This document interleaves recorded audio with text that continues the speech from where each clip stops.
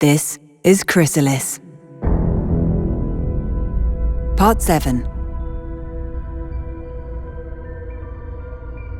Time in warp was a time for reflection. A time spent in transition. In that ephemeral threshold between different worlds, different cultures, places, and moments that defined my life. I was now sitting in a small, cold, multi-purpose room that I guess would normally serve as a canteen or gathering area. The austere steel tables and chairs folded into the walls, clearing an empty space in which to meet and play whatever games the Zanvirian ship crews played to pass the time. I wish there was a window in the room. Nothing fancy, just a small porthole from which to see the great beyond. But I knew there wasn't anything to see when in warp, just a dark, endless expanse.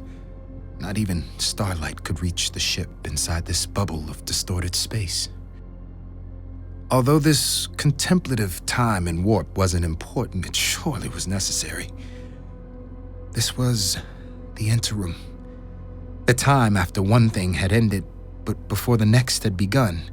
The missing page between chapters. The time to take stock of your life thus far, let go of regrets, learn from mistakes, and prepare for the inevitable. The unknown would be awaiting me when I returned to normal space. The last time I had this much to reflect on was when I left my homeworld of Sanxia to report to my new post at the edge of the galaxy, under the orders of one Ambassador Nakstani. I had been enraged, spending most of my travel time pouting in my cabin, stewing in a destructive combination of resentment and self-pity. Fitting that it was this chapter now coming to an end. My time in Zanvir, learning about the Republic's culture and customs, touring their major worlds, living in the capital and socializing with the elites. And my time with Nakstani.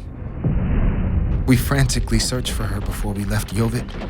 We inspected the ruins of the Directorate building she occupied.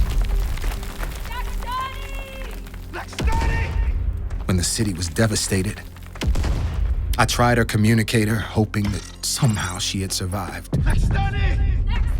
But the communicator was silent, and the rubble was still. It's almost a blessing that the Terran had not so subtly forced us to abandon the search. Had I been allowed to remain, I'd probably be there right now, refusing to quit. She'd still be dead, and I'd be continuing her rescue efforts in utter denial. And so it was time to confront two truths. Nakstani was gone, and the colony of Yovet would be abandoned. The planet would be unlivable for 1,000 years. I felt alone, facing a galaxy that was spiraling fast into the unknown, into a conflict of incalculable proportions. I sighed, reaching for one more salted cookie out of a rations box I had found. I didn't feel like eating, but Teljira, my pilot, had suggested I should regain some strength. I kept thinking about the attack. How perversely violent and relentless it had been. So methodical and unflinching, I couldn't quite identify the Terran's motivations. It seemed equally likely to have been an angry sentient being as it was a rogue artificial intelligence. When I came to in the crashed embassy ship's cockpit, I hated the Terran. Hated the senseless death it was unleashing upon the Zanvirians, and cursed whatever civilization had inflicted such a monstrosity upon the cosmos. For a second, I hoped that the Terran's first victims had been its unwitting creators. But then, the target of my wrath saved our lives. It provided us with medicine, first aid, and a working spaceship in which to escape the doomed planet. What was the Terran then? Was it capable of human emotion? Had it taken pity on us? Or maybe it was just a fluke. Perhaps the presence of other species that triggered some edge condition in its programming, compelling it to show mercy. And if that was the case, then the Terran sparing us would have been as emotionless an act as butchering the Zunvirians, just a computer doing its mindless work. I prayed that it was the former, that those actions were born of compassion, of regret buried within, because that would mean that there was still room for understanding, for communication, for... Daoket, we've just left warp, and I've established a link with the Council. They want to speak to you. Yeah, I'll be right there. The voice of Tel'Jira coming out of the room's speaker jolted me back to the present. Time in warp was always too short. It had to be. Too short to really matter, too short to become a chapter of its own. I left my cabin and walked through the bare metallic corridors towards the ship's command room. The vehicle the Terran had constructed was, to put it simply, odd. I felt like I was trapped in some sort of dreamlike interpretation of a spaceship. It had corridors that led nowhere. Rooms with no discernible purpose. It had sections without any illumination whatsoever, while others were so bright they hurt my eyes. It even had two separate computers rather than one, each independently handling different aspects of the ship's operation. Tel'Jira had grumbled at length about that particular point.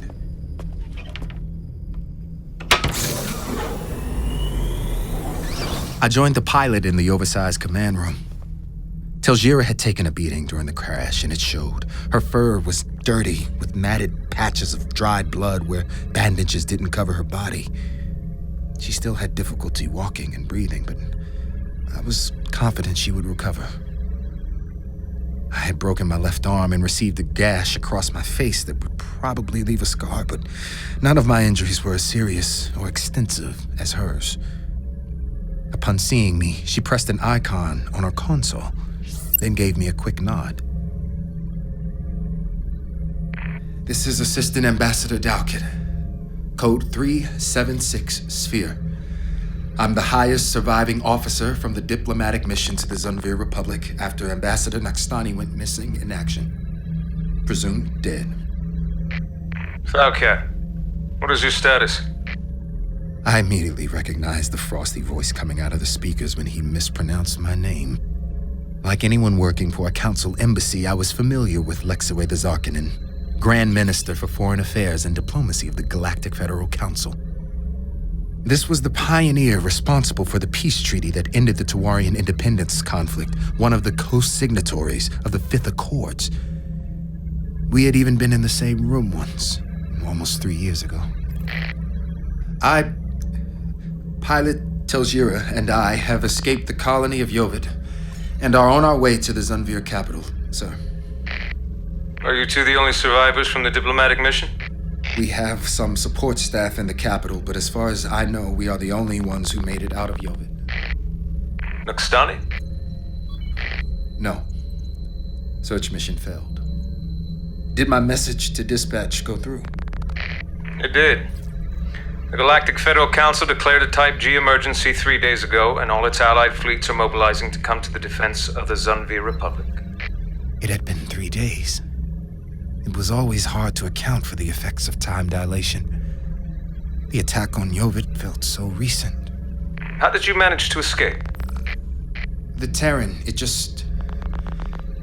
simply let us go and built us a spaceship. You do understand how that might be interpreted by the Zunvirians? Yes, I do, sir, but I've been thinking about this. Nakstani believed the Republic was hiding something from us relating to the Terran, and after seeing how it's singling out the Zunvirians but let my pilot and me go free, I have to agree. The Republic is more involved in the Terran's origins than they're letting on. That's a given. They have admitted to knowing the replicator's language and agreed to give us the language cipher. But the real question is, did the Republic actually build that thing? A cipher, I thought. That would have been nice to have back on Yovid trying to talk to its expressionless machines. But to the Zarkanen's question, could the Republic have built such a thing? No. I'm not sure that fits their profile. I'm more of the belief that the Zunvirians found it inert and activated it, maybe by mistake. Maybe they provoked it and it became antagonistic towards them, but in any case, I think the Terran might be sentient enough to negotiate. Why? Did it speak to you?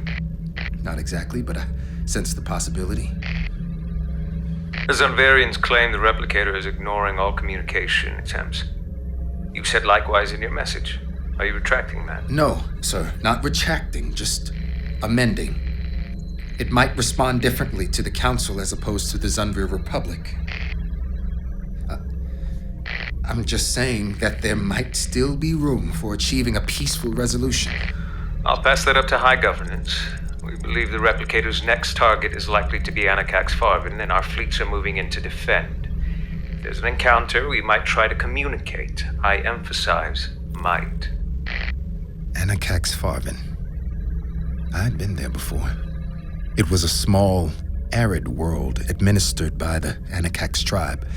With a massive industrial output, it was the undisputed core of the Republic's economy and the source of the Anakax tribe's political clout. They produced everything from clothes and entertainment screens to battleships and quantum relays. If the capital world of Zunvir was the brain and heart of the Republic, Anakax Farvin was the muscle. My thoughts fixated on that last sentence the Grand Minister had said. Why not give diplomacy a chance? If it means the Terran suspends further attacks? I'm already pushing for that, but the ultimate decision belongs to High Governance. I tried to think like Nakstani had taught me, ignoring the Zarkanan's rank, reading between the lines of what he was truly saying. Why would High Governance decide to attack rather than negotiate with the Terran? Because they've got a weapon, don't they, sir? Something they think can destroy the Terran. Correct. The scenario of an overwhelming attack fleet governed by reckless AI has been theorized before. Countermeasures were developed in contingency, and High Governance believes these countermeasures can trump the replicators. They've got a weapon and they want to test it? That means sacrificing our only chance at negotiated peace. It's not that simple, Assistant Ambassador. If the replicator keeps growing stronger, it may eclipse the countermeasures' effectiveness, a de facto immunity. We simply can't allow the Terran to surpass this threshold while we negotiate a theoretical peace. So you're advocating shoot first. But with all due respect, if it's sentient, we can't just kill it without... If the Terran is sentient, it's still guilty of an attempted genocide. We are not the ones shooting first here, Assistant Ambassador. This is retaliatory, and you know that. I will do my best to ensure communique. But if we do not reach an agreement, or if the Terran engages offensively, we will destroy it. There are 700 million inhabitants in Anakax Farvin. We can't allow a repeat of Yovit. Or Thalamit. Thalamit? The colony world of Thalamit was attacked 16 hours ago. Overall damage more extensive than in Yovit. I know how it sounds, sir. How the idea of a negotiated peace feels wrong after so many have died. But if we launch our weapon and it fails, we will... Then the replicator will consider us enemies too, and we will have lost our chance at a peaceful resolution, I know. There's no easy answer. But this is out of your hands. I need you back in Zunvir to act as liaison with the Republic's government. Right. And to snoop around until I can learn what it is they're still hiding from us. I see Nakstani's taught you well. And in that regard, I don't think it would be wise to make a leadership change to the diplomatic mission during a developing crisis. Translation: nobody I asked wanted anything to do with that part of the galaxy. And given that you have knowledge of the Zunvirian culture and contacts in their government, recalling you at this time would be counterproductive.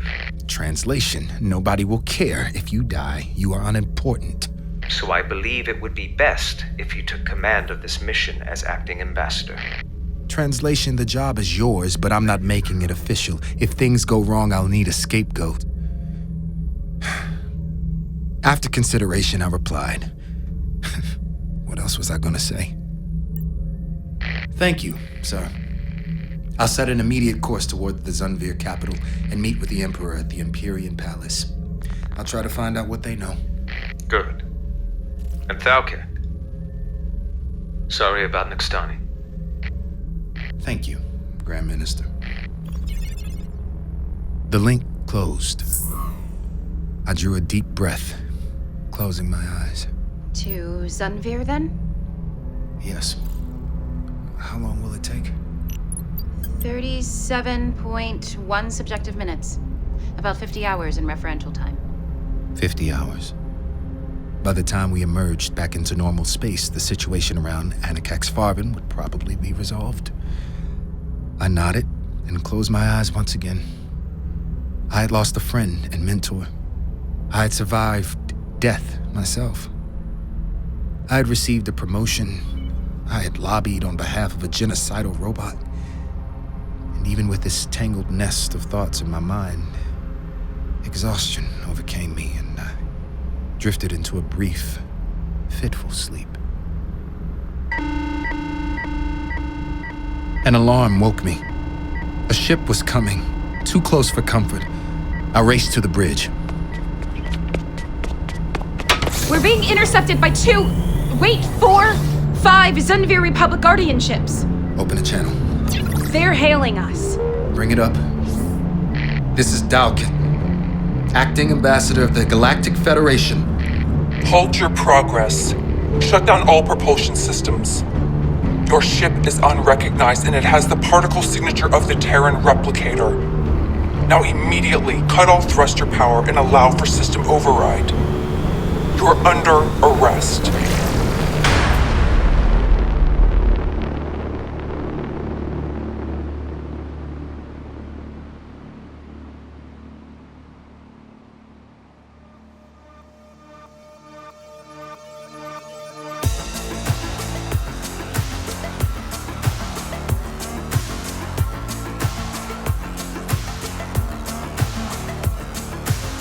That was CHRYSALIS Part 7, performed by Corey Hawkins, Dominic Rains, Amy Argyle, Jen Christopher, and Matthew Wolfe.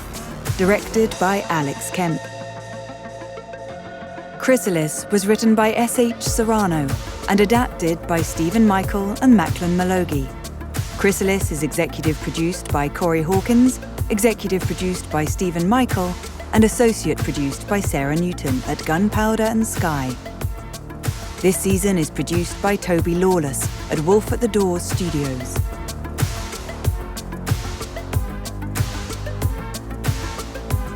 Subscribe to Dust for new sci-fi every week.